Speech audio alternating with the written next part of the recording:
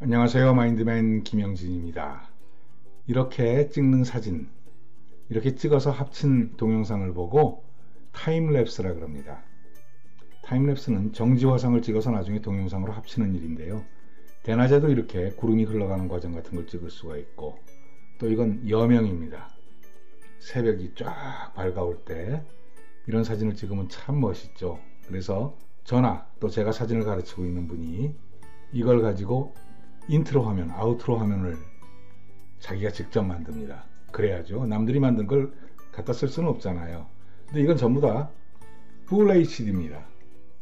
Full HD 말고 오늘 스마트폰으로 찍었던 사진들을 모아서 4K 동영상을 한번 만들어 봤어요. 그 과정을 포토샵과 프리미어 두 가지로 한번 보여드리도록 하겠습니다.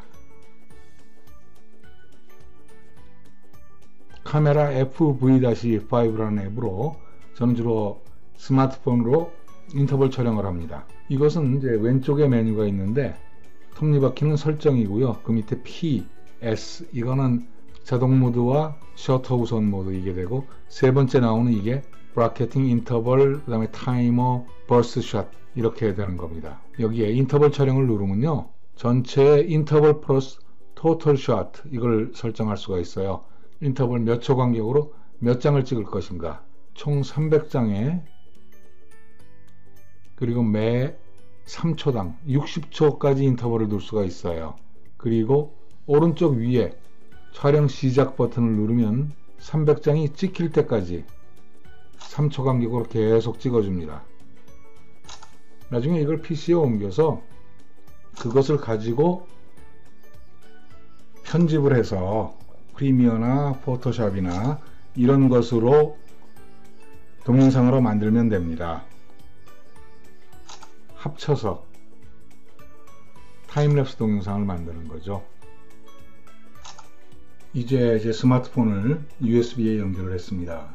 내 PC에 갤럭시 노트 5 이거를 열게 되면 이 폰에 DCIM에 100_CFV5는 제가 타임랩스 용으로 찍었던 인터벌 이게 들어와 있죠. 자, 컨트롤 A 하고 복사, 그리고 제가 그 달에 찍었던 것을 모아놓는 폴더가 있어요. 거기를 바로가기로 만들었는데 글로 옮기도록 하죠.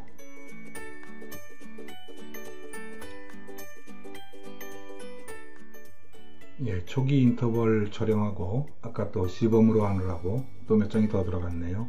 어디 한번 프로퍼티 속성을 어디 한번 볼까요? 자세히를 보게 되면 5312에 2988 픽셀, 이 정도면 4K까지 나오겠는데요. 4K가 4000이 넘으면 4K니까요. 자, 다시 옮겼던 이 파일들을 라이트룸으로 옮기겠습니다. 라이트룸은 라이트룸 캐탈로그로 옮겨야 돼요. 가져오기, 언제나 저는 한 곳에다 이렇게 몰고 갖고 오기 때문에 이 소스를 한 달 단위로 이렇게 모아 놓습니다. 자, 여기서 가져오기를 하면 되거든요. 이건 어제 제가 저를 찍었던 거네요. 이런 식으로 천천히 움직이는 구름들을 비슷한 시간대에 찍었으니까 아마 뭐 별로 조절할 건 별로 없을 것이고, 여기까지인데 2, 3, 300장 이걸 한번 현상을 해보죠. 약간 어두침침하죠. 이걸 톤을 오토톤으로 한번 해보죠. 어떻게 되나? 어느 정도. 그 다음에 어두운 영역이 좀 사는 게 좋으니까 약간 이렇게 놓고, 그 다음에 색온도가 약간 마음에 안 드네요. 너무 좀 불타는 느낌이 들어요.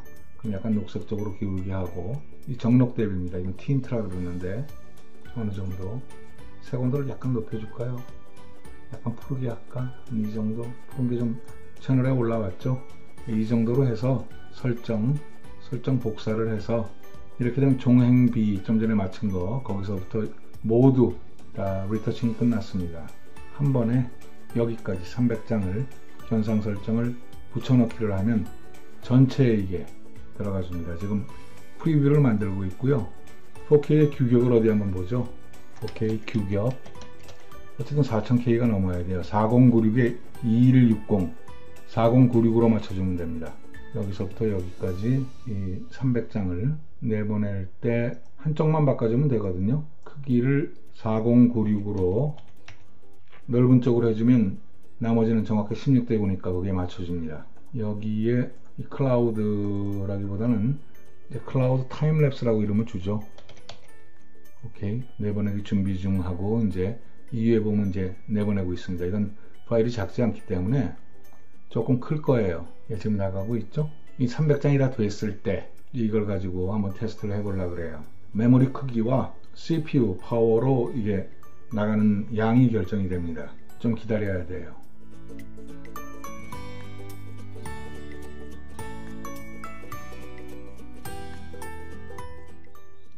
예, 이제 4K로 300장을 다 내보냈습니다. 이걸 타임랩스로 만들 수 있는 방법이 몇 가지가 있어요. 포토샵에서도 만들 수 있고 프리미어에서도 만들 수 있고 라이트룸 어떤 플러그인 프로그램으로 만들 수 있다 그러는데 저는 포토샵과 프리미어만 할 줄 압니다. 다른 프로그램도 있겠죠. 뭐 베가스에서도 만들 수 있겠고. 자, 어디 한번 포토샵을 열어보도록 하죠.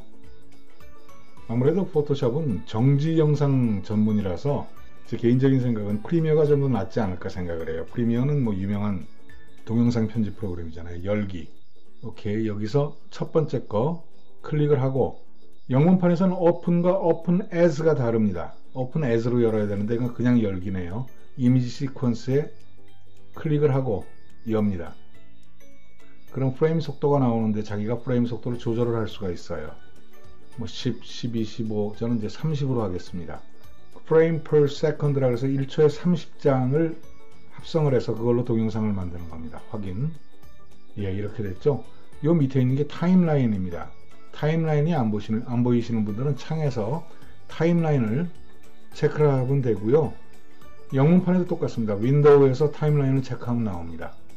여기서 이미지의 크기가 이미지 크기 예, 4096에 2304로 되어 있습니다. 조금 묘해요. 제가 알기로 4096에 2106으로 알고 있어요. 4K 동영상이. 위키백과에서 다운로드 받았던 거거든요. 동영상 크기가 있습니다. VCD. 이건 아마 예전에 도스 시절에 나왔던 것 같아요. DVD 초기 시절에 나온 것 같고 720p. 이게 바로 HD입니다. High Definition.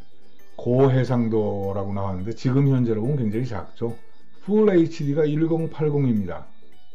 그 옆에 DCI-2K라고 있는데 이건 가로폭이 약간 더 기네요. 지금 제가 갖고 있는 모니터도 그렇고 제 랩탑, 노트북 모니터도 16:9 화면인데 그거보다 좀 더 긴다는 얘기는 뭔가 하면 이걸 채우려고 그러면 위아래로 여백이 생긴다는 얘기겠죠.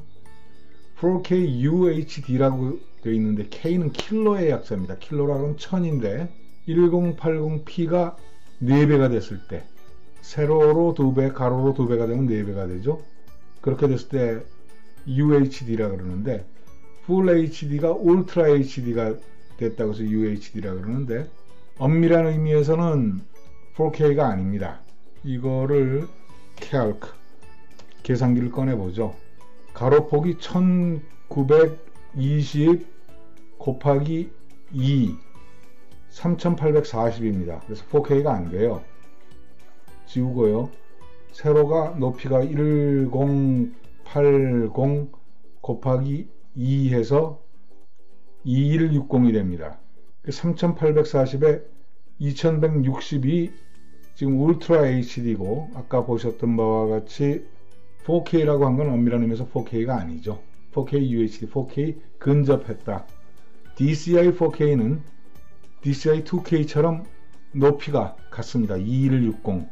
그러니까 가로로 좀 더 길게 만든다는 건데 앞으로 어떤 게 표준이 될지는 모르겠어요. 자, 포토샵에서 이렇게 보면 4096에 2304 이게 16:9가 맞습니다. 그러니까 이렇게 됐을 때 전체 화면에 가득 채워놓고 볼 수 있다는 거죠. 자, 여기서부터 여기까지가 10초입니다. 딱 정확하게 300장이니까 플레이를 해볼까요? 아이고, 굉장히 느리네요. 렌더링이 끝나야지 이게 좀 자연스럽게 움직이게 되겠어요. 이 정도는 아직 렌더링이 안 끝나서 CPU 파워가 딸려서 좀 그런 것 같습니다. 정지 화상을 모아놓고 그냥 이렇게 초핑 이렇게 붙여나가는 것 같은데 이 포토샵의 한계인 것 같은데요. 예, 10초가 아니라 30초 걸리겠어요. 자, 이걸 내보내려고 그러면 이 밑에 오디오 트랙 요 밑에 있는 거 내보내기를 여기를 클릭하면 되고요. 그러면 이번에는 프리미어로 해보죠. 아무래도 동영상 전문 프로그램이니까 조금 더 낫겠죠. 프로젝트를 그냥 아무거나 무제 언타이틀드 만들었는데 오케이 이렇게 열고 미디어를 가지고 오는 곳이 여기입니다. 좀 배치를 해보죠. 이렇게 여기에 오른쪽 버튼, 마우스 오른쪽 버튼을 누르면 가져오기가 있어요. 아까 열기랑 같아요. 클릭하고 이미지 시퀀스 이렇게 체크가 되어 있죠. 열기 금방 갖고 오네요. 오케이, 이걸 가지고 타임라인으로 데리고 갑니다. 예, 들어왔죠. 역시 여기서도 여러가지 교정을 할 수가 있어요. 보정이죠. 뭐 화이트 밸런스도 할 수 있고, 이게 훨씬 동영상에는 낫네요. RGB 곡선도 여기서 할 수가 있고, 동영상 완전히 전용 프로그램이라서 더 나아요. 플레이 해볼까요? 예, 이건 그대로 움직이네요. 프리미어가 확실히 동영상에는 한 수 앞서네요. 자, 여기에서 이제 이렇게 갖고 온 걸 내보내기 하면 됩니다.